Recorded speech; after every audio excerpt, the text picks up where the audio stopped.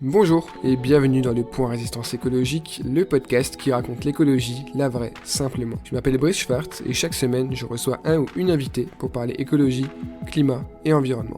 Nous explorons ensemble les solutions qui peuvent aider l'humanité à faire face à la plus grande crise de son histoire, sans greenwashing ni bullshit. Nous abordons les problématiques qui font du XXIe siècle le siècle des menaces et nous discutons des actions les plus réalistes, concrètes et efficaces. L'effondrement de la société a déjà commencé, la 6e extinction de masse est en cours et le changement climatique entraîne chaque année de nombreux dégâts, morts et réfugiés climatiques. Alors plus de temps à perdre, c'est maintenant ou jamais. Je te laisse directement avec l'invité de l'épisode et notre discussion.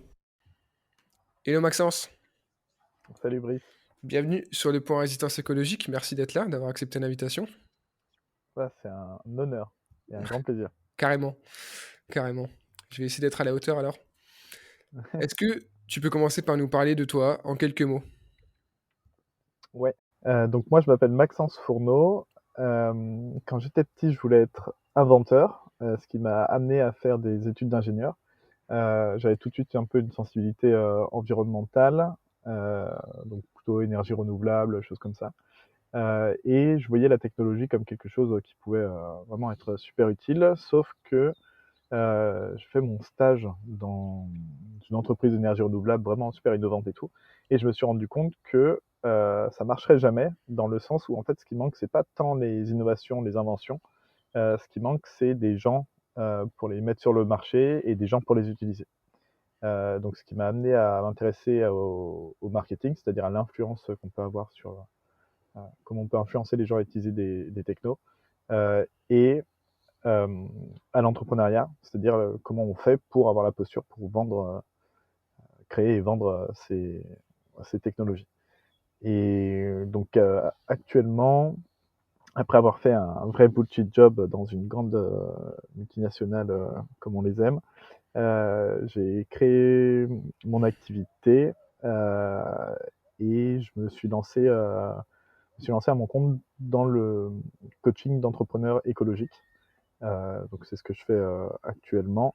Et en parallèle de ça, j'ai cofondé une boîte qui s'appelle Solar Fire France. Euh, on parlera peut-être par la suite. Ok, très bien, très exhaustif. Je sais que tu te définis comme collapso-entrepreneur. Est-ce que tu peux me dire ce que ça veut dire pour toi?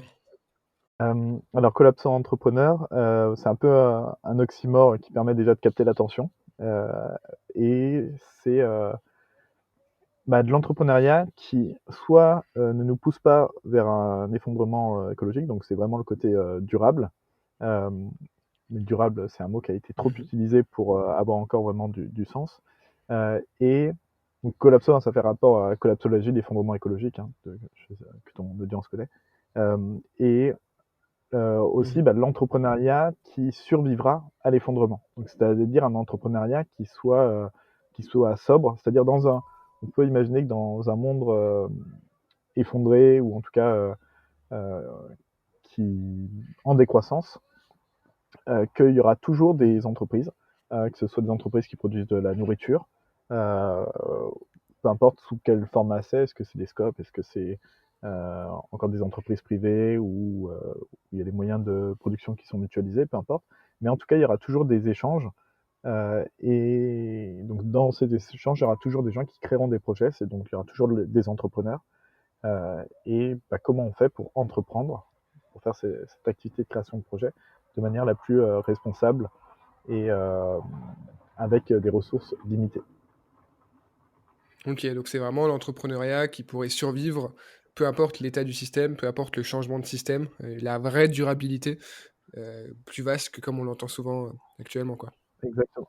Exactement. En fait, il y a un constat qui est quand même assez génial dans cette situation tragique dans laquelle on est, c'est que euh, les, si le système s'effondre, enfin le fait de se préparer à l'après, c'est aussi les mêmes moyens que ce qui nous permet d'empêcher le, d'être soutenable. Enfin, qui nous Mhm. empêcher le système de s'effondrer, donc qui permet d'être soutenable. Donc, c'est-à-dire qu'on a à la fois le moyen de prévention, c'est aussi l'antidote. Donc, on a à la fois entre guillemets le vaccin et le médicament. Ce qui est assez, ce qui est assez fantastique en fait quand on y pense. Mhm. Ouais, c'est vrai. C'est vrai, voir les choses comme ça d'un côté, c'est un peu inquiétant, hein, évidemment, de parler d'effondrement, et cetera. Mais on peut garder un angle optimiste, notamment avec ça, avec cet aspect, entrepreneuriat. Pour revenir un peu sur le projet avec lequel je t'ai connu, à l'époque, c'était Marketing Résistant, donc ton activité, Mmh. indépendant. Tu peux nous en parler un peu plus? Donc tu as décrit dans les grandes lignes, en gros, tu coaches des entrepreneurs, qu'on appelle généralement des entrepreneurs à impact, mais toi, Mmh. tu vas plus loin que ça. Tu peux nous en dire plus? Ouais. En fait, on a quasiment le même parcours dans le sens où, moi je me suis rendu compte que alors l'entrepreneuriat, j'avais une sensibilité, mais derrière, il y avait le côté un peu marketing. C'est-à-dire, l'entrepreneuriat n'existe pas sans vendre, sans influencer, Mmh. sans sans mauvaise perception de ce mot, mais sans influencer les gens pour, Mmh. faire une action et donc je suis rentré par la porte du marketing, par, le copywriting. Hem Et c'est pour ça que je l'ai appelé, marketing résistant au sens où, je voulais aider les écolos, non seulement à se lancer dans l'entrepreneuriat, mais aussi à vendre, heu, de manière efficace et à influencer leur marché pour qu'il soit le plus soutenable possible. Donc c'était un petit peu, voilà, un Mmh. peu utiliser les armes du marketing, donc de l'influence, un peu toutes les théories qui ont été faites par les grands méchants capitalistes, on va dire, Edouard Bernays et compagnie, ou même tous les copywriters qui pouvaient vendre des choses qui n'étaient pas forcément hyper éthiques, mais presque, on va dire, si on utilisait toutes les méthodes des vendeurs de tapis, pour ne pas vendre des tapis, mais vendre des produits écologiques, ou en tout cas qui, ouais, même si le terme écologique, voilà, on sait est-ce qu'une gourde c'est vraiment écologique. Quand tout le Mmh. monde a une gourde et que on a quatre, c'est plus vraiment très écologique, mais Tout est voilà, en tout relatif. cas, voilà, qui va dans ce sens-là, quoi. Ouais, ouais, je comprends bien. Donc c'est vraiment remettre, le marketing à sa place d'outil, en fait, et qu'on le mette justement un peu comme j'en parlais dans un épisode de la saison 1, Mm, rappeler que le marketing, tout comme l'entrepreneuriat d'ailleurs, n'est qu'un outil et qu'on peut le mm, mettre au service de n'importe quelle cause, une cause, qui soit une entreprise, qui soit une idée, qui soit une lutte politique et cetera.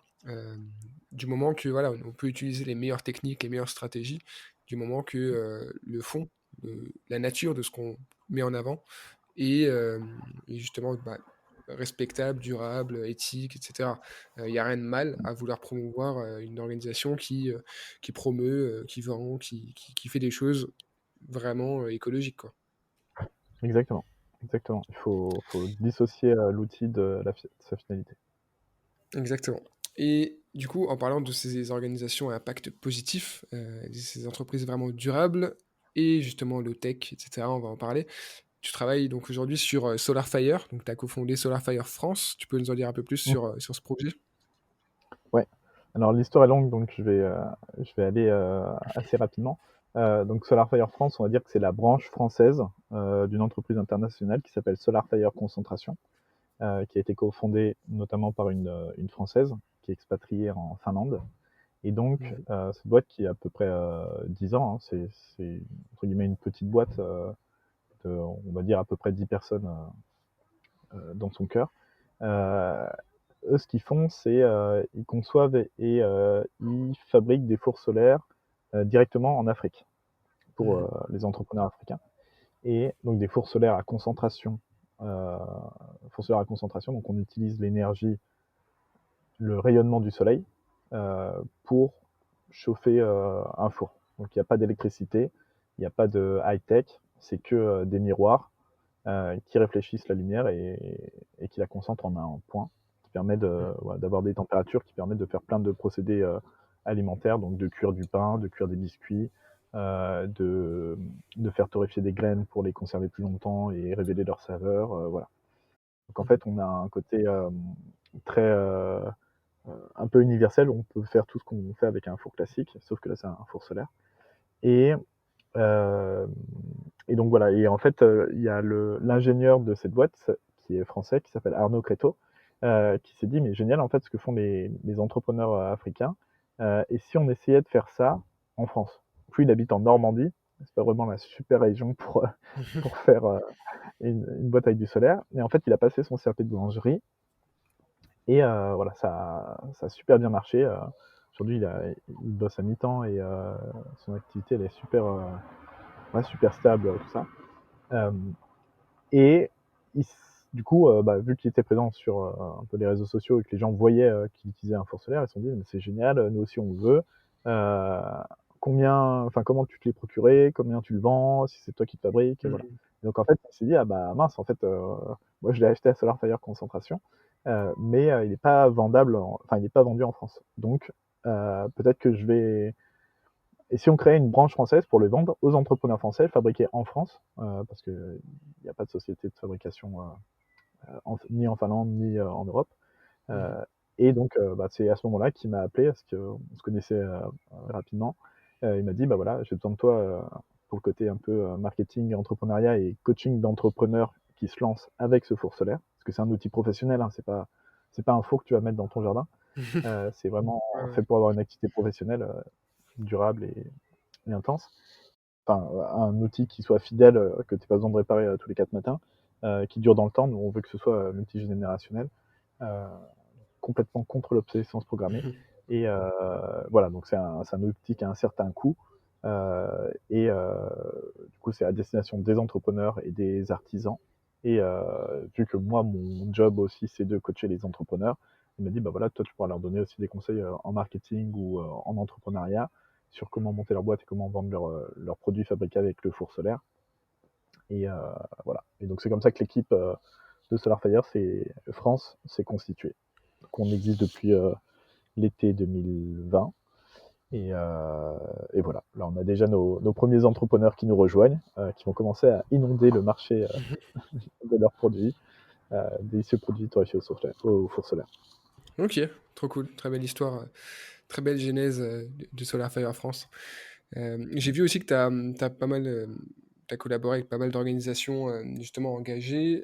Tu as notamment travaillé avec Ticket for Change, Make Sense et d'autres qui accompagnent eux aussi ils appellent ça les entrepreneurs du changement souvent. Bon, en gros, c'est toutes Ouais. celles et ceux qui veulent vraiment avoir un impact positif et entre guillemets changer le monde. Tu as fait quoi exactement avec eux et qu'est-ce que tu penses de ce type du coup, d'organisations qui font tout pour être vraiment des accélérateurs du changement? Ouais. Alors, bah, Ticket Fortune, enfin, quand tu parles d'entrepreneuriat à impact positif, ouais, c'est Make Sense et Ticket for Change qui apparaissent le premier en France. Make Sense, c'est un peu plus international. Et donc, actuellement, c'est un peu les seules institutions qui existent vraiment en parlant pour former des entrepreneurs. Et donc, moi, je les connais depuis assez longtemps et ils avaient des antennes locales un peu dans toutes les villes de France. Et donc, moi, je me suis investi un petit peu dans celle de Bordeaux. Aussi, j'ai passé une formation pour être formateur pour Ticket for Change, pour Mhm. faire ce qu'on appelle des week-ends qui sont des explorations. Donc, au début, c'était censé être un week-end en physique, mais avec le Covid, ça se fait en numérique. Mhm. Et donc, c'est un week-end en physique où ben, on travaille sur les forces et les envies, les vocations, on va dire, des gens pour les aider à trouver un projet qui fait sens pour eux et qui a un impact positif. Mhm. Et voilà, on les aide à définir ça. Donc ça, c'est pour les week-ends d'exploration. Et après, il y a tout un processus d'accompagnement plus long euh, pour vraiment les entrepreneurs. Et donc ça se passe sur 6 mois, 6 mois ou un an, je sais plus, où euh, on va vraiment aider l'entrepreneur à bosser sur son projet, à définir son business model, trouver ses premiers clients, faire ses premiers tests. Enfin, voilà. Donc c'est Ticket for Change est d'ailleurs un peu plus axé un peu développement personnel. Donc on travaille Mhm. vraiment sur soi, sur l'envie qu'on a d'entreprendre. Donc ce qui est vraiment pas mal. D'ailleurs, je recommande le livre de Mathieu Dardaillon, le, le cofondateur de Ticket for Change, qui s'appelle Activez vos talents, ils peuvent changer le monde. Yes. Et en fait, j'aime beaucoup cette démarche parce que ouais, c'est le constat, c'est on passe 80 000 heures à travailler dans une vie. Euh, la plupart du temps, ce boulot, ces heures passées, sont pas faites au sens de quelque chose qui est porteur de sens pour nous ou pour les autres. Et donc, faire ce constat et se dire, bon, bah voilà, et si vous changez de job, ou en tout cas si vous le faisiez différemment, je trouve ça vraiment super, quoi. Et donc, je soutiens complètement leur démarche. Il manque de visibilité, je trouve, même Mmh. si on des acteurs quand même assez reconnus. Ticket, c'est plus en termes d'organisation. Make Sense, c'est très décentralisé, ce qui rend un peu plus, enfin, c'est beaucoup plus abordable. Enfin, on peut rapidement y rentrer.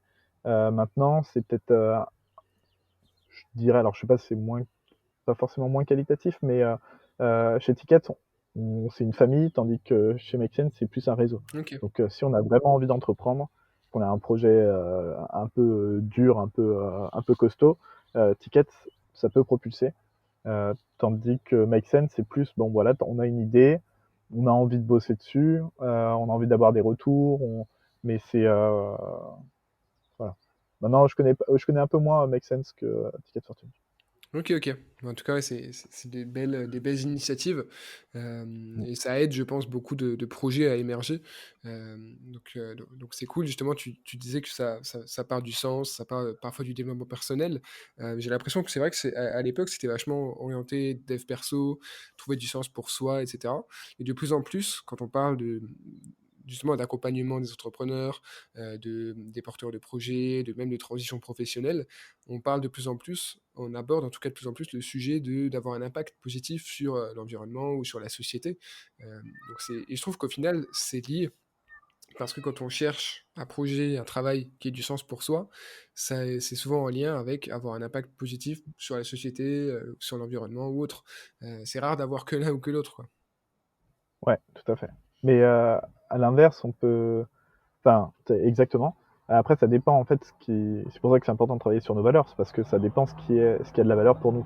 Il y en a Ouais. qui vont te dire, je travaille dans une boucherie, je vends des produits de qualité à des clients qui sont heureux, Mmh. qui ils rentrent, ils ont le sourire aux lèvres.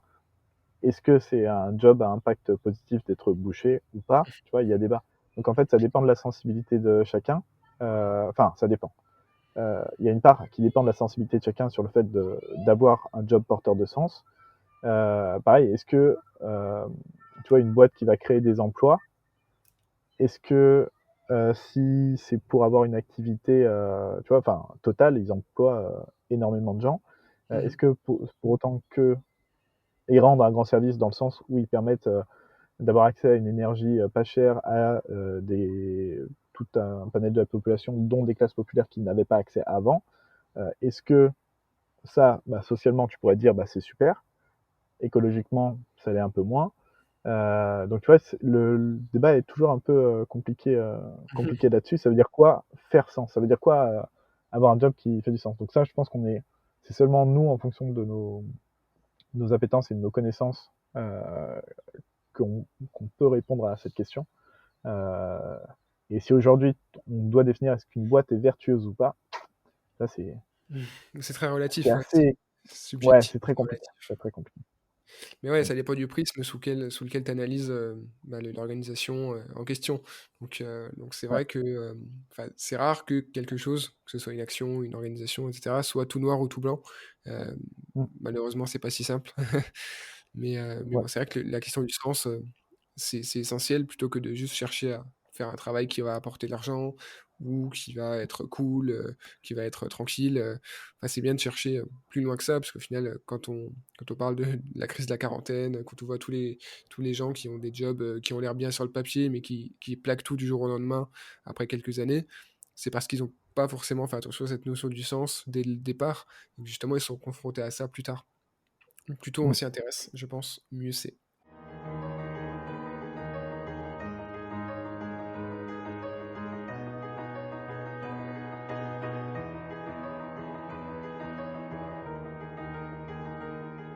On va passer à la deuxième partie maintenant du podcast, la partie plus discussion. Alors, j'aimerais d'abord commencer par un aspect assez technique, sur, Solar Fire France. Donc tu vas pou j'aimerais bien que tu nous expliques un peu, en quoi consiste le solaire thermique? Parce qu'on parle souvent, quand on fait référence à l'énergie solaire, qui fait partie des énergies renouvelables, aux panneaux photovoltaïques. Donc c'est la représentation qu'on en a le plus souvent. Hem et donc avec ça, on a de plus en plus toutes les controverses autour de la fabrication de ces panneaux, qui seraient tout sauf écologiques parce qu'il faut aller chercher des ressources rares, en Afrique, exploiter des gens. Voilà, donc au final, les panneaux photovoltaïques qu'on appelle communément les panneaux solaires, c'est sujet à controverse.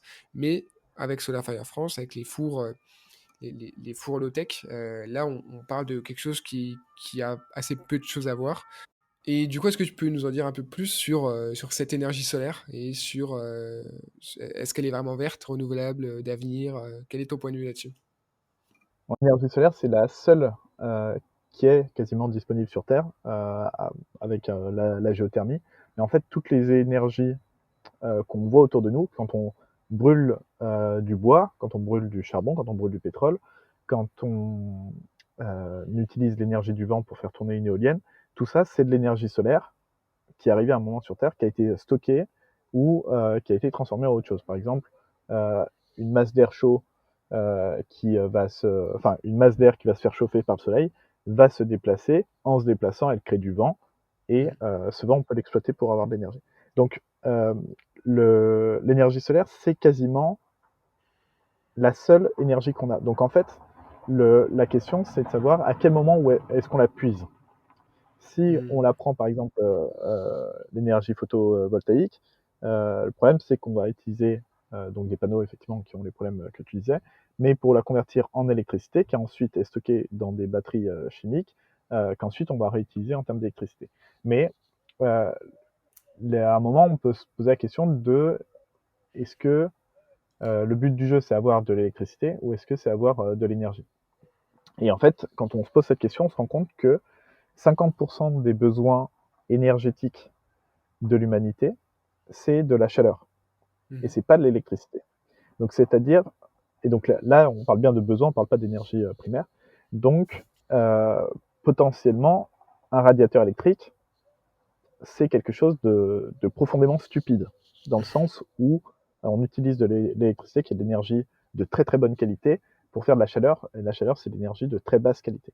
Et donc, en fait, on a de l'énergie qui tombe du ciel comme de la pluie, quoi, euh, qui tombe du ciel tous les jours, et euh, soit on l'exploite pas, soit on a envie d'en faire de l'électricité, mais du coup on en fait, le rendement d'un panneau photovoltaïque c'est 15%, donc ça veut dire qu'en gros on jette 85% de cette énergie. On la Mmh. laisse, voilà, on la laisse sans l'utiliser.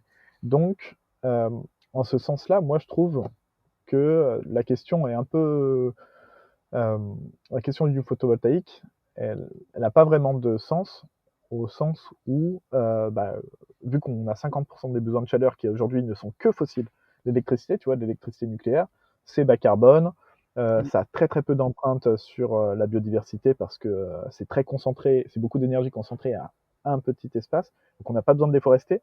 Là, moi j'habite près de Bordeaux, ils vont déforester, ils vont couper une forêt, bon, c'est des forêts de pins, c'est pour la forêt, la foresterie, donc c'est pas vraiment super top de biodiversité, mais ils vont déforester pour mettre des panneaux photovoltaïques. OK. Donc, il y a un impact de ces énergies renouvelables sur les paysages enfin les paysages, sur la biodiversité qui est extraordinaire. Et donc, si on veut avoir de l'électricité, franchement, le nucléaire, ça fait super bien le job. Donc, et pourtant, il faut avoir 50% de notre mix énergétique, 50% de la chaleur, il faut le transformer parce qu'actuellement, cette chaleur, elle est faite que en brûlant des trucs. Mmh. Quasiment que ça, quoi. À part, voilà, un peu de solaire, un peu de géothermie. Donc, il faut créer de la chaleur renouvelable. La chaleur renouvelable, bah voilà, il y a le solaire dedans, il y a la géothermie, il y a d'autres choses. Donc, voilà, la grosse différence ici avec ces panneaux, c'est que on n'utilise que des miroirs. Donc pour le four solaire ou pour des capteurs plans, hein, c'est aussi ce que tu peux voir sur toit des maisons, Mmh. des capteurs plans qui créent pas d'électricité mais qui créent juste de l'eau chaude sanitaire. Et donc là, nous, on l'utilise pour alimenter un procédé alimentaire. Donc ça peut être la cuisson ou voilà. Donc c'est pour initialement ce four, il a été créé pour remplacer l'énergie du bois et notamment lutter contre la déforestation dans les pays d'Afrique ou les pays du tiers-monde, et notamment parce que les entrepreneuses ou les femmes africaines, souvent celles qui s'en occupent, passaient un temps considérable à aller chercher du bois pour le brûler. Et donc, elles transportaient du bois sur des kilomètres et des kilomètres.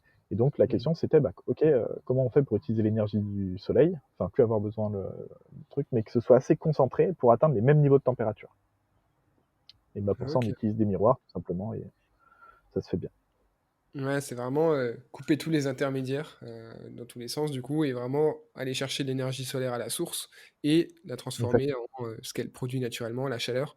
Donc c'est intéressant au final parce qu'on a l'impression justement ces dernières décennies qu'il faut toujours aller faire des trucs plus complexes, la technologie, le fameux progrès technique, n'est-ce pas? Alors qu'au Mhm. final, la low-tech, c'est d'une certaine manière revenir à l'essentiel et utiliser les principes de base de la physique pour, pour être plus efficient. Et au final, tu as pas toujours besoin d'avoir des systèmes électroniques, la 6G, et des nanoparticules pour avoir, des technologies justement qui fonctionnent bien. Mm. La preuve avec, avec ce four justement. Tout à fait.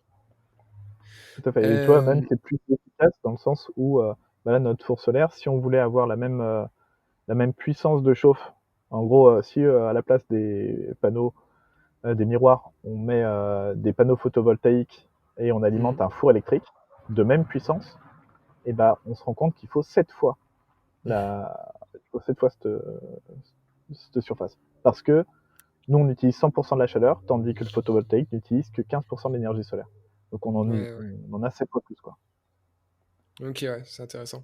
Et justement pour parler un peu davantage des low-tech, je sais que tu es pas mal, sur le sujet alors que c'est, quand on sort de la sphère, un peu collapso, écolo et cetera. On parle assez peu de la low-tech. C'est un peu vu, ce serait un peu catalogué sous le modèle Amish comme dirait l'autre. Comment est-ce que tu peux définir rapidement la low-tech et ce que tu penses de ce je sais pas comment appeler ça, ou en tout cas de ce courant de Ouais. d'innovation, de technologie? Alors la low-tech, ça a trois origines un peu distinctes, en France notamment. En France, c'est très porté par le Low-Tech Lab. Le Low-Tech Lab, c'est un peu, à la base, c'est des aventuriers qui sont mis à bricoler des trucs pour mettre dans un bateau, qui permettent de survivre avec très peu de ressources. Donc d'être très sobre avec du bricolage. Donc OK. ils ont, ça c'est le courant, on va dire français du Low-Tech Lab. Et donc c'est pour ça qu'en France, souvent la low-tech c'est associé au bricolage, parce que voilà. En fait, il y a un côté on se réapproprie les technologies, parce que en fait la high-tech, quand bien même elle serait pas polluante, dans une société effondrée, c'est très compliqué d'en fabriquer. Mmh. Donc si on en est dépendant ou si on veut en fabriquer, en fait on ne peut pas. Donc elle ne nous rend pas libres. Du coup, quelles sont les technologies qui nous rendent vraiment libres? C'est celles qui effectivement permettent de démultiplier notre force, enfin, notre impact, mais c'est aussi euh, celles, celles qu'on peut fabriquer, celles où on est encore maître sur elles. Donc on comprend le fonctionnement et on comprend le processus de fabrication. Euh, Ce qui en fait voilà, forcément c'est de basse technologie dans le sens où il faut que tous les savoirs puissent être euh, qu'une seule personne puisse détenir, enfin une seule personne, un tout petit groupe de personnes puisse obtenir les savoirs pour construire cette Mmh. technologie. Donc ça, c'est le courant low-tech lab. Après, tu as le courant low-tech, popularisé par l'âge des low-tech de Philippe Biwix, qui, lui, dresse plutôt un constat sur le fait que une société high-tech n'est pas durable au sens où les promesses qu'elle fait ne peuvent pas être tenues. Au sens où on n'a pas assez de minerais euh, pour faire ce qu'on dit qu'on va faire. Donc 6G compagnie, ou en tout cas développer tout le monde comme ça. Donc là, c'est plutôt un constat qui est ce qu'on nous a promis n'est pas possible, donc il va falloir qu'on survive sans. Quelle est la solution? Si c'est pas la haute technologie, c'est la basse technologie. Mmh. Et donc ça, c'est un peu moins bricolage, dans le sens, et nous, tu vois, avec le four solaire, on s'inclut là-dedans. Nous, notre four solaire, c'est tout sous du bricolage. C'est un truc, c'est aux petits oignons, c'est hyper robuste, on veut que ce soit transgénérationnel, c'est fabriqué avec des procédés de fabrication qui ne sont pas low-tech, dans le sens où il y a de la découpe laser, c'est de la métallurgie, tu vois, c'est des trucs hyper costauds. Mais donc c'est pas du bricolage, mais pour autant, bah, c'est sobre en énergie, c'est sobre en matériaux, Mmh. et ça a un bon impact. Et après, le troisième courant, qui est un peu moins connu, c'est le Low Tech Magazine. Donc c'est plutôt une ressource anglophone qui, elle, on va dire, fait plutôt des analyses techniques sur l'état de l'art, des technologies passées et présentes, euh, pour, qui sont sobres, notamment en énergie et en matériaux. Voilà. OK.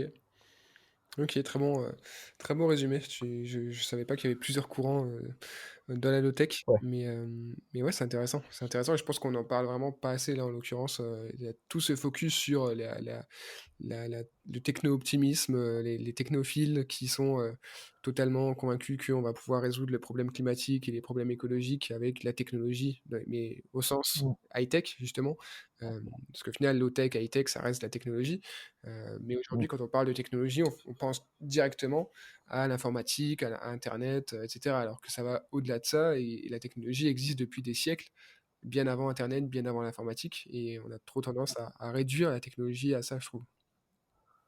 Ouais. Bah, là, après, quand tu fais un peu d'épistémologie des sens, tu dis, bah, les plus grandes inventions de l'homme, enfin les plus grandes technologies, c'est des trucs comme la roue, éventuellement, tu vois, le moteur à combustion, ou même le foyer. Mmh. Tout ça, ça peut être catégorisé comme des low-tech, ou même une charrue, ou Ouais. voilà. Donc en fait, tout ce qui précède un petit peu l'ère numérique, ça peut être considéré comme des low-tech. Mais À l'époque, on voyait pas ça comme c'est ça forcément. À l'époque, voilà, c'est juste ça. la tech. Donc en fait, c'est ça aussi, en fait, qui met du temps à émerger, c'est le fait que il y a une partie, c'est des pratiques ancestrales où il n'y a pas eu besoin d'innovation. Il y en a d'autres où c'est hautement innovant. Nous, notre four, il est hautement innovant. Mmh mh. Les roquettes stoves, donc les petits poêles à bois qui font quasiment une combustion complète, ça, c'est assez innovant comme design. Donc, t'en as que c'est très récent, et t'en as d'autres, c'est beaucoup plus ancien, et on ne fait que les réhabiliter pour se dire, bon, bah, en cas d'effondrement, en mode survivalisme, on va dire, on aura des technos qui nous permettront de nous chauffer, de cuisiner, de transformer les aliments, de la conservation, de tout ça. Donc, c'est se réapproprier les savoirs. Mais voilà, aussi, tu as aussi tout un courant low-tech qui est très innovant, qui sont des savoirs qu'on n'utilisait pas avant. Donc, c'est un peu, ouais, c'est un peu complexe. Chacun y met un petit peu ce qu'il veut. On est là pour simplifier tout ça justement. Hem, on va parler d'un autre sujet maintenant, c'est l'entrepreneuriat à impact, l'entrepreneuriat engagé justement. Alors tu pas sans Ouais. savoir que dans les milieux, très militants, écolos, plutôt radicaux, on oppose catégoriquement l'entrepreneuriat et la lutte, écologiste. On oppose le business et le climat, on oppose la croissance et la lutte contre le changement climatique. Donc j'imagine que, selon toi, on peut quand même améliorer le monde et se sortir un peu de notre situation, compliquée grâce à l'entrepreneuriat engagé? Ouais. Alors, il y a plusieurs choses. Bon, déjà, l'entrepreneuriat social, tu pas besoin. Enfin, en fait, le côté entrepreneuriat, en fait, il est mal vu parce qu'il est associé à l'argent et au système capitaliste. Et l'argent, bah, notamment en France, c'est vu comme quelque chose qui pervertit. Alors que dans le milieu de l'entrepreneuriat, on voit l'argent non pas comme une fin, enfin dans l'entrepreneuriat engagé, on voit l'argent non pas comme une fin, mais comme un moyen. C'est-à-dire de la même manière qu'un être vivant a besoin d'oxygène, ou qu'une voiture a besoin d'essence pour avancer. Si tu as besoin d'oxygène, est-ce que tu vas dire que le but de ta vie, Brice, c'est de respirer? Tu vas dire non, c'est un peu plus que ça. Alors dans ce cas, pourquoi est-ce que tu respires? Bah, parce que j'en ai besoin. Et bah, c'est un petit peu pareil pour une entreprise à impact. Enfin, en fait, c'est un peu le cas de toutes les entreprises. Euh, Maintenant, l'entreprise à impact, elle va mettre cette autre chose que respirer en avant de partout. Vraiment, ça va être qu'est-ce que je vais faire de ma vie. Tandis que les autres, l'entreprise classique, on va dire, va plutôt avoir tendance à répondre à un besoin du marché, et à dire, là où il y a un besoin euh, du marché, il y a des flux économiques qui peuvent être créés. Et donc, si je rends service aux gens, je vais être rétribué d'une certaine valeur, donc de l'argent, qui va me permettre de faire d'autres choses. Donc c'est euh, le, moi je suis pas très entre guillemets anticapitaliste, au sens où je pense que des fois il y a un peu d'ingratitude qui est créée avec ça. Je suis anticapitaliste sur le côté écologique, au sens où le gros problème du capitalisme, c'est qu'on considère qu'il y a des ressources naturelles qui n'appartiennent à personne. Et en fait, si, les ressources naturelles, elles appartiennent à d'autres individus Mm. qui peuvent être non humains, mais et voilà, qu'on exproprie. Donc ça, je suis voilà. Mais ça, c'est pas vraiment dû au capitalisme, c'est plus au fait de dire bon, bah, à qui appartiennent les ressources au départ. Et du coup, euh, et je trouve ça assez faux cul en fait parce que on va dire les gens qui démontent l'entrepreneuriat en disant bah, c'est mal de gagner de l'argent, c'est mal de vendre. Euh, c'est des gens, si tu leur demandes ce qu'ils font dans la vraie vie, ils vont te dire bah, soit qu'ils sont fonctionnaires, soit qu'ils sont au RSA, donc c'est-à-dire qu'ils vont utiliser, eux, ils vendent pas, tu vois, ils ont juste une activité, ils sont juste une activité de rouage. Mm. Et du coup, c'est pas des bâtisseurs, c'est des gens qui ont besoin du système pour exister. Et, euh, et du coup, si tu as besoin du système pour exister, tu peux pas le changer. Tu peux pas, enfin, tu peux le changer à tes heures perdues, mais tu peux pas le changer par rapport à ton travail. Donc, le, pour moi, l'entrepreneur, c'est avant tout un rebelle. C'est quelqu'un qui soit va créer quelque chose qui n'existe pas, soit mettre de l'eau sur quelque chose qui pousse et qui potentiellement peut changer les choses. Donc voilà, c'est la mission de l'entrepreneur, c'est d'aider, de choisir quels gens il veut aider, de les aider à obtenir, de se faire remercier par de l'argent pour le service qu'il a rendu. Et ensuite, moi je pense que là où c'est le plus important, c'est comment tu utilises l'argent que tu as reçu. C'est-à-dire que si quelqu'un a une boîte super écolo qui vend des gourdes, des pailles en plastique, bon, c'est pas le plus, pardon, des pailles en bambou, même si c'est pas du tout le plus écolo du monde, c'est plutôt juste une belle façade. Bah, quand bien même tu fais ça, si avec l'argent que tu utilises, bah, tu le fais à des festins de viande et que tu fais le tour du monde en avion, non seulement tes activités émettent du CO2 et niquent la biodiversité, mais en plus tu finances des gens en donnant ton argent, parce que l'argent il continue, après il s'arrête pas à toi, tu finances des gens qui, eux, potentiellement, auront non plus pas la même morale. Mm. Donc moi, à la limite, je m'en fiche, enfin, tu vois, il y a un côté où je m'en fiche de l'activité de l'entreprise, de ce qu'elle vend. Ce qui est important, c'est comment elle gère le flux d'argent qui passe par elle. C'est-à-dire, est-ce que ses fournisseurs sont dans cette démarche-là? Est-ce que eux-mêmes dépensent leur argent? Voilà. Il y a un peu une chaîne de responsabilité qui, je trouve, est intéressante à creuser. Mais c'est pas seulement, en tout cas, dans ce truc un peu greenwashing, à dire aujourd'hui, on se concentre trop sur ce que l'entreprise produit. Quel est son service? Quel est son produit? Mhm. Et en fait, ça, c'est une toute petite part du problème. Ouais, ouais. C'est qu'est-ce que tu fais aussi de l'argent que tu gagnes, quoi. Ouais, complètement. Qu'est-ce que tu fais ensuite derrière juste la simple activité de vente, quoi. Et Ouais. justement, selon toi, qu'est-ce qui différencie les projets entrepreneuriaux vraiment durables, engagés, à impact positif, des autres des entreprises qui surfent sur la vague à grands coups de com, de greenwashing, de social washing? Ouais. Euh, Bah, c'est très très difficile de voir, dans le sens où il faut analyser un petit peu la boîte dans tous ses pans. Donc, c'est-à-dire bah, qui elle aide avec ses produits. Est-ce qu'elle aide les gens à avoir une activité qui soit vertueuse, soit qui ait un impact minime. Euh, donc, c'est quel type de produit tu vends et à qui. Comment toi tu produis ton activité ou service. Mmh. Donc, est-ce que tu utilises des procédés qui sont pas cool pour l'environnement ou pas cool au niveau social.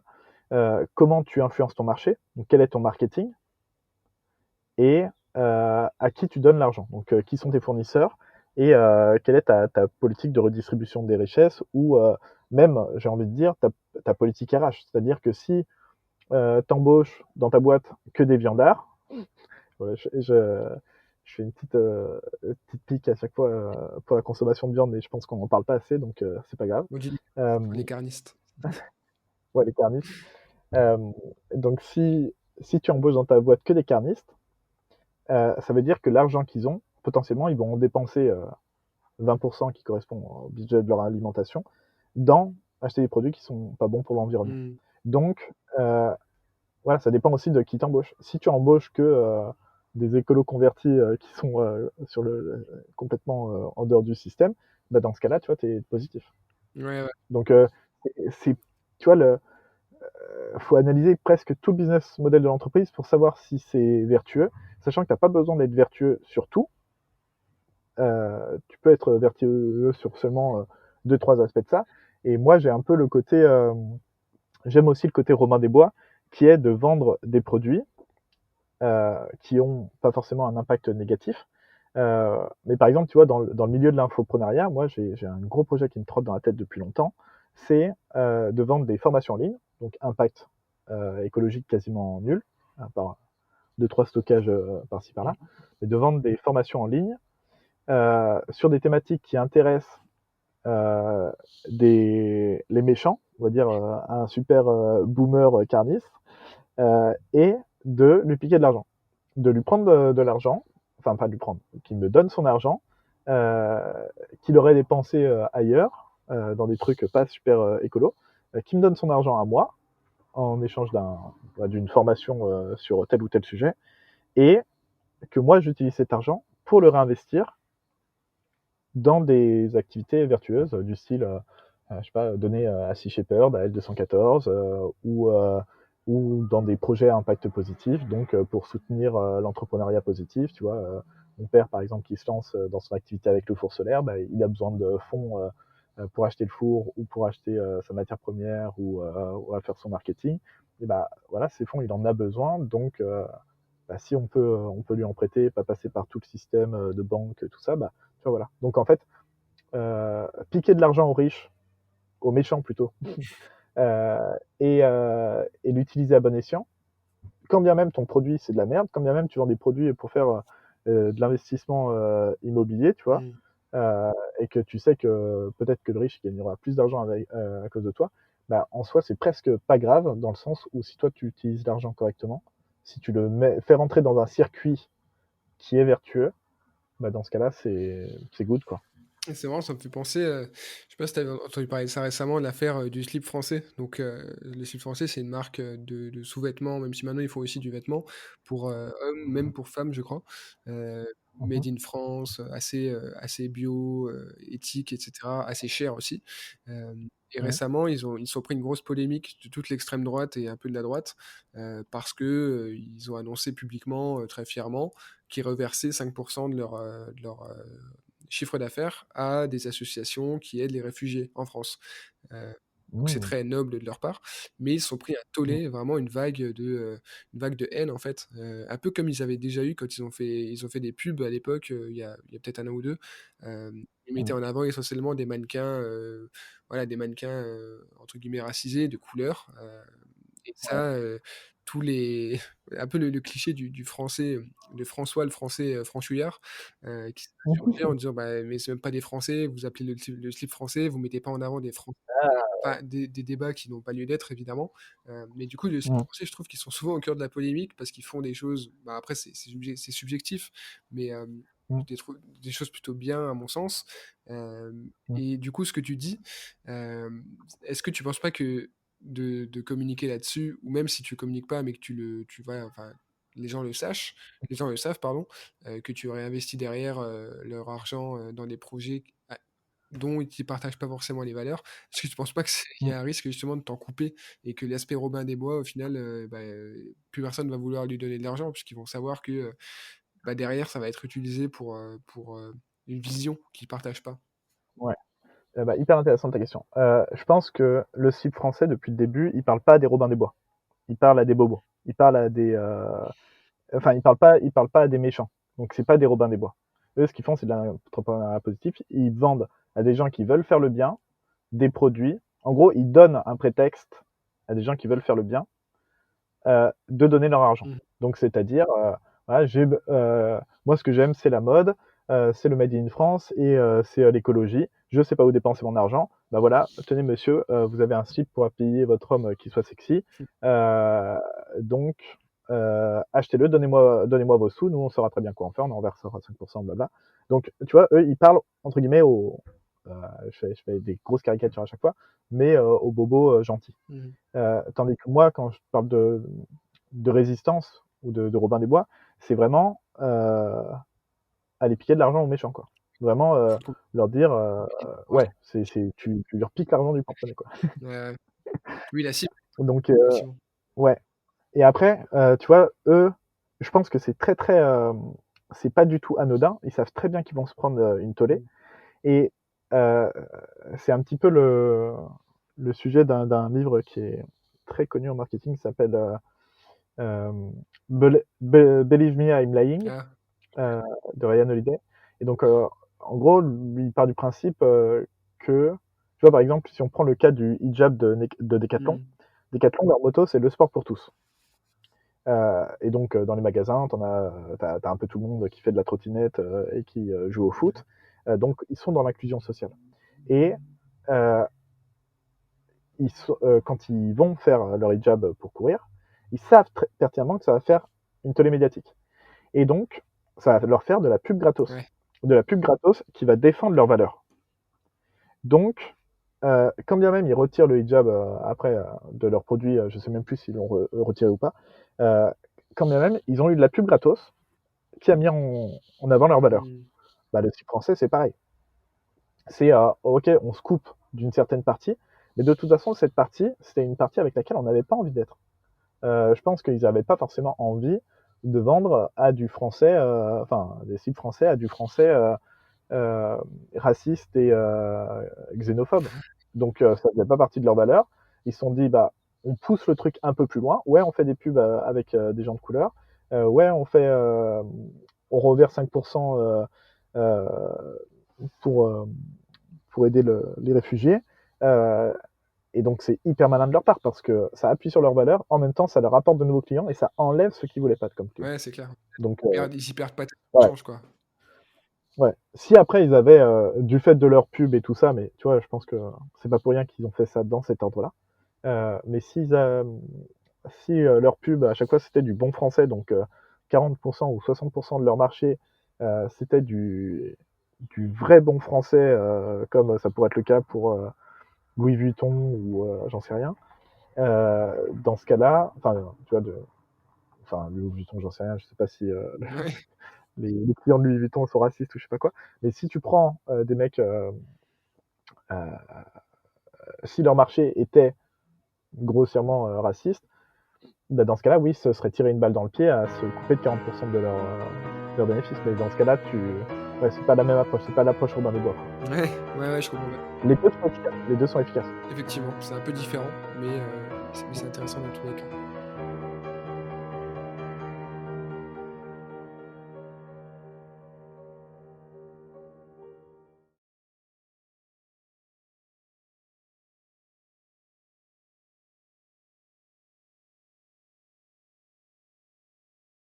On va passer à la dernière partie du podcast, les questions rituelles.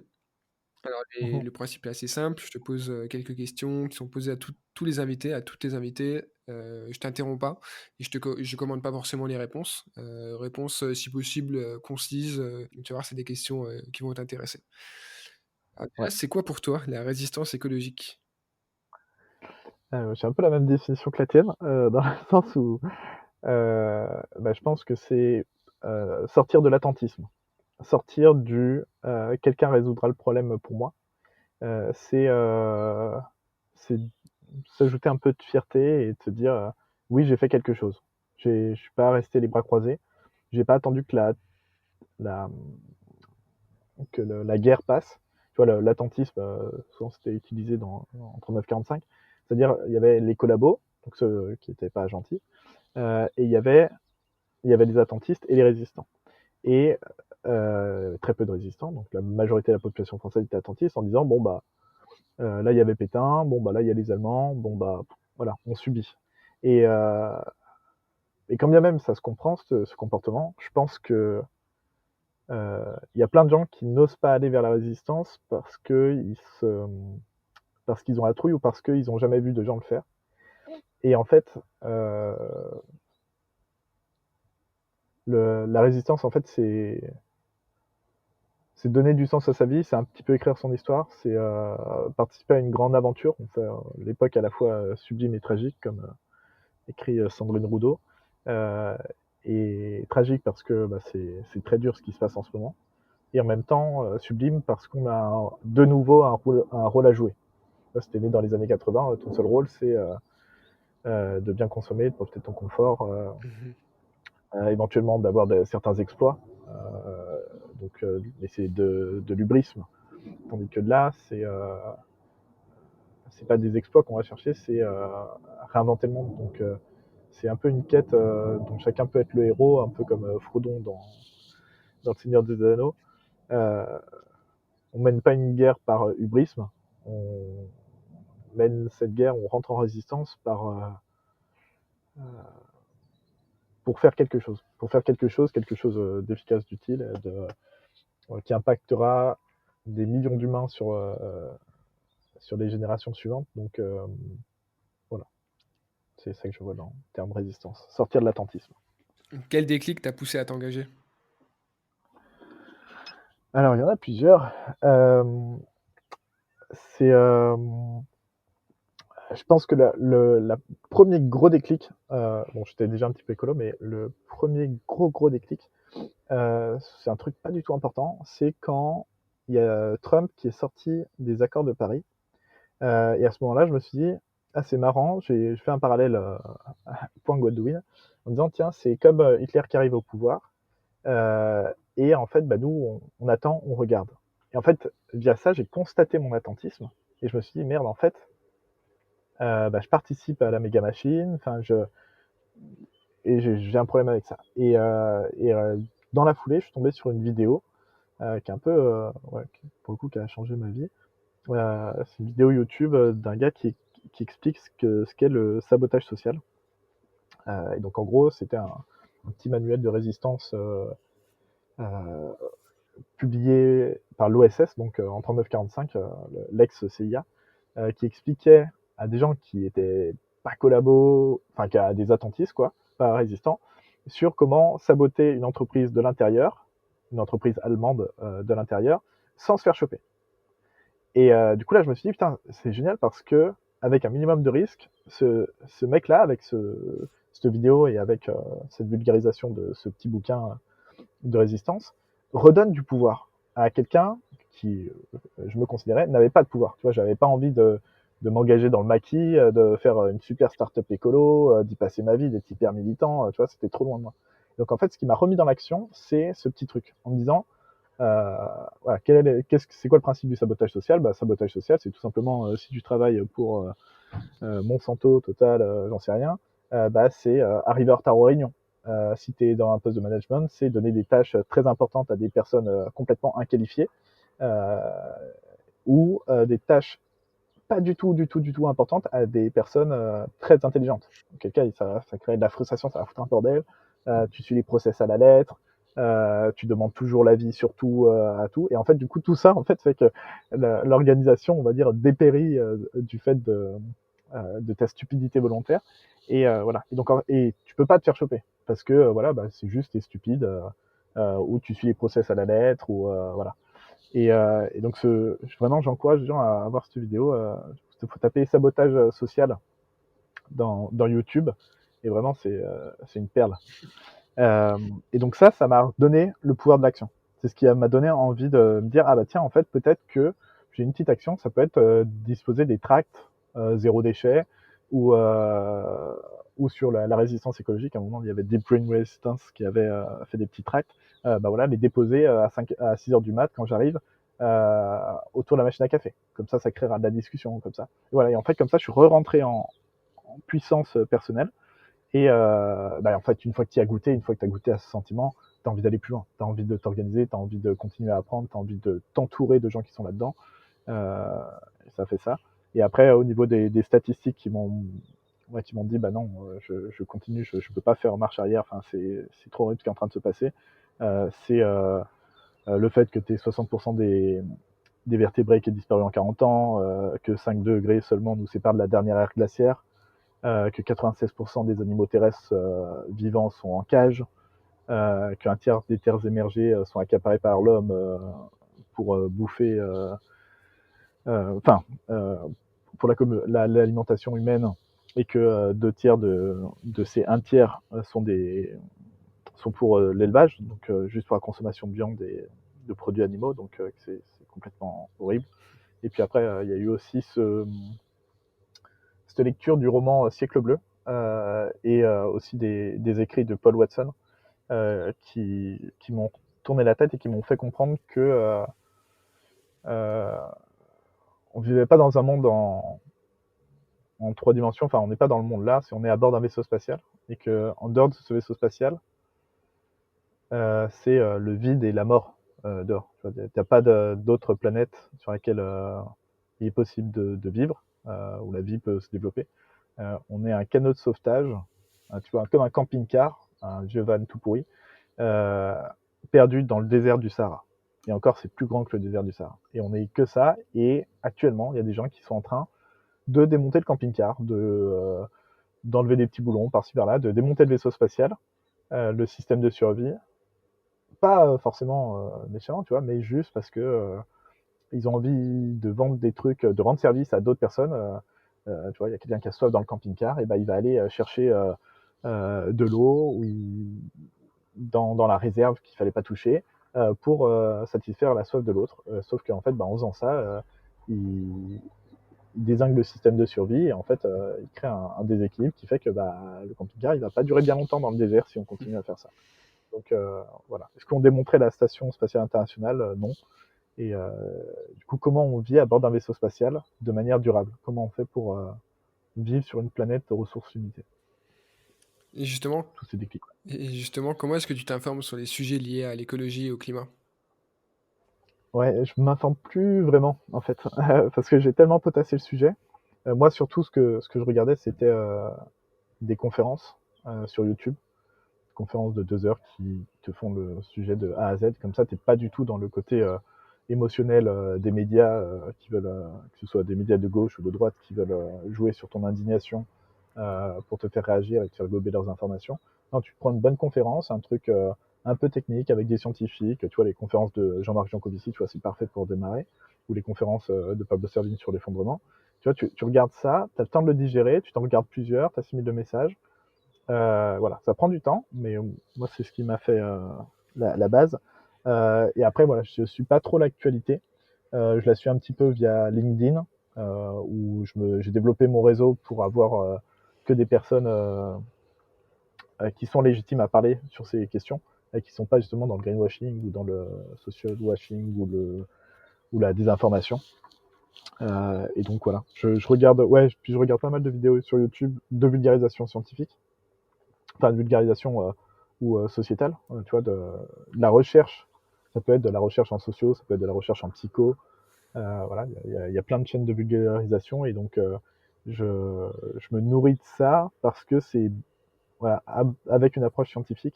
Je préfère largement ça aux actualités, parce que les actualités, je trouve ça vraiment assez nocif. Mais maintenant, s'il y a une actualité, tu vois, qui est importante, euh, du style, voilà, on va avoir le Covid, ou on va avoir Mmh.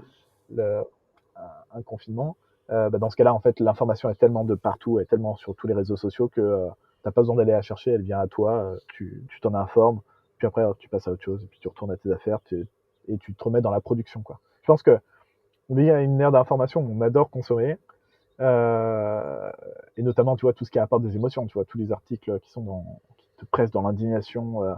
Oh là là, Jeff Bezos est un salaud, il a gagné plus 38 milliards pendant la crise, ou ça y est, Elon Musk est l'homme le plus riche de truc, ce qui sont des informations qui sont strictement, on s'en fout complètement, parce que ça veut rien dire ces chiffres.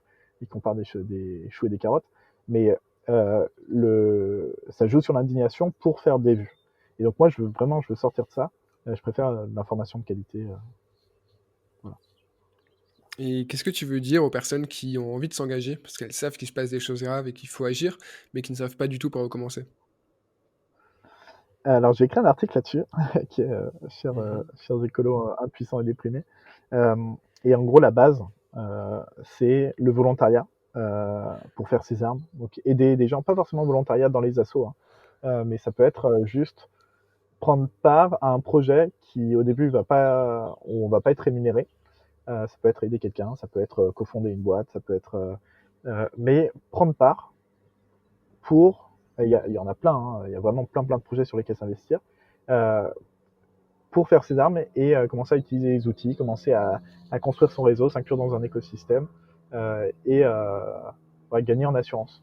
Et une fois qu'on a cette assurance, et même avant, en fait, bah, il faut se rassembler, créer des réseaux, créer des communautés. On est à une ère absolument fabuleuse des réseaux sociaux.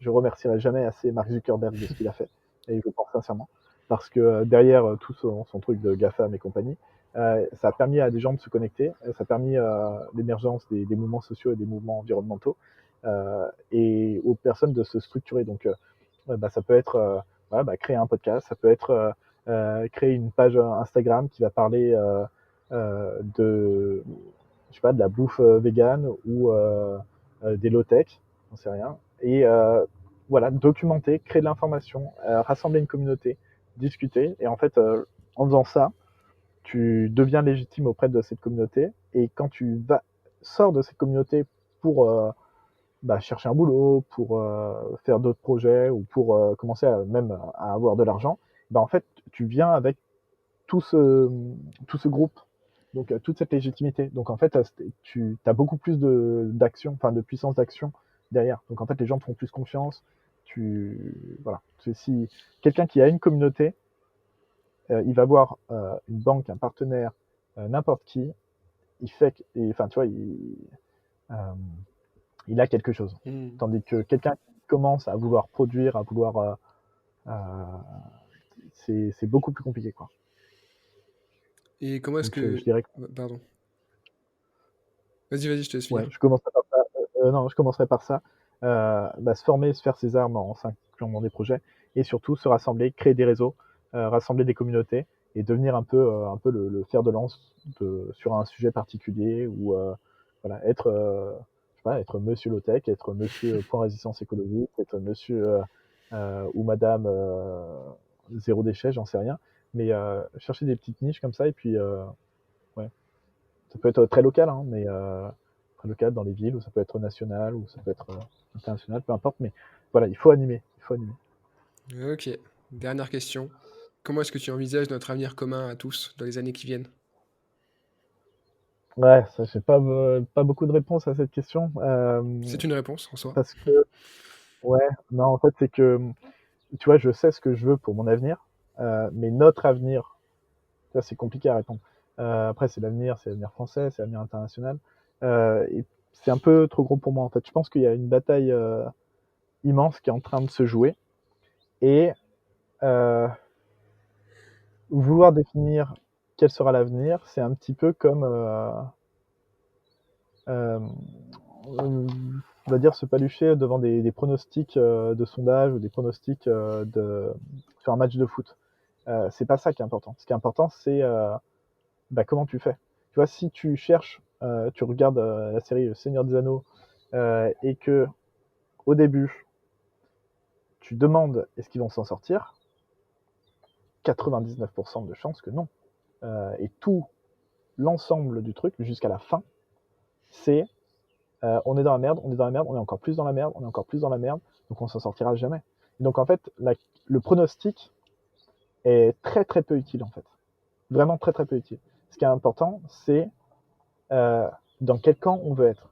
Même s'ils sauront, je continue la métaphore, euh, même s'ils sauront est prédestiné à gagner la guerre, est-ce que on a envie que l'histoire écrive qu'on était dans son camp?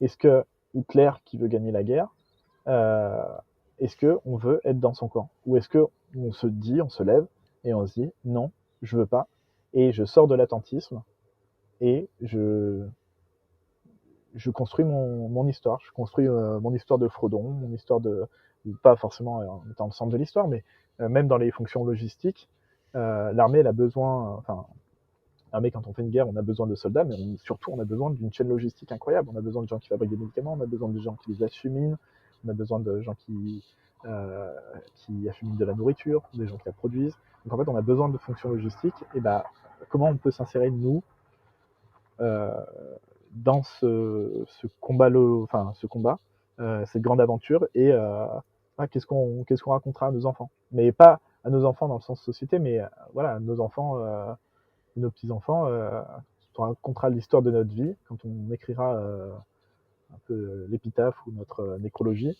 qu'est-ce qu'on écrira. Et je pense que c'est ça, en fait, l'important. C'est le pronostic en soi. Vraiment, ça n'a pas beaucoup. Enfin, tu vois, tu peux te poser la question une fois en me disant, est-ce que la situation est grave? On te dit, oui, la situation est très grave. Sauron va gagner. Et là, tu te dis, ou alors on te dit, voilà, en fait, là, c'était le camp des méchants. Et ensuite, tu te dis, bon, ok, sachant ça, où est-ce que je veux être? Dans quel camp je veux en faire partie? Je veux faire partie. C'est une belle conclusion. Une Voilà. très belle conclusion. Merci beaucoup, Maxence. C'était Merci à toi. hyper cool. Je pense que les auditeurs, les auditrices penseront la même chose. Où est-ce qu'on envoie les gens qui veulent discuter avec toi ou qui veulent suivre ce que tu fais? Ouais, alors, moi, je suis très actif sur LinkedIn.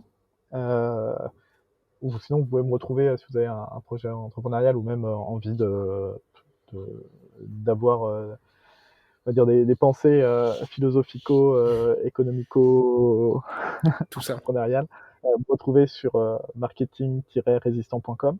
Mais surtout, si vous êtes en reconversion et que vous avez été intéressé par les métiers de l'artisanat, rejoignez-nous sur solarfire.fr, parce que on cherche des entrepreneurs pour développer des activités solaires. Donc ça peut être de devenir biscuitier solaire, boulanger solaire, que ce soit pâtissier solaire, j'en sais rien. Si voilà, vous avez, ou même torréfier des graines, j'en sais rien, louer des fours solaires, peu importe. Si vous avez envie d'avoir une activité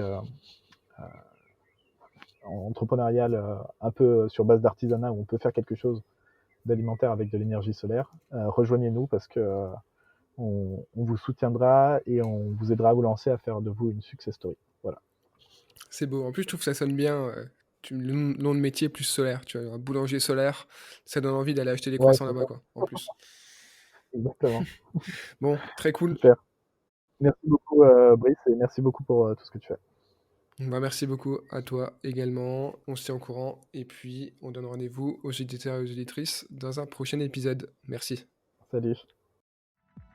Merci d'avoir écouté cet épisode jusqu'au bout. Si tu es encore là, c'est que ce sujet t'a touché et que tu aimerais sans doute en savoir plus. Rendez-vous dans les notes de l'épisode pour en savoir plus sur mon invité et voir quelques ressources. Pour soutenir le point résistance écologique, le plus efficace est de me laisser une note et un avis sur ta plateforme de podcast préférée et d'en parler autour de toi. Alors merci d'avance et à très vite pour un prochain épisode.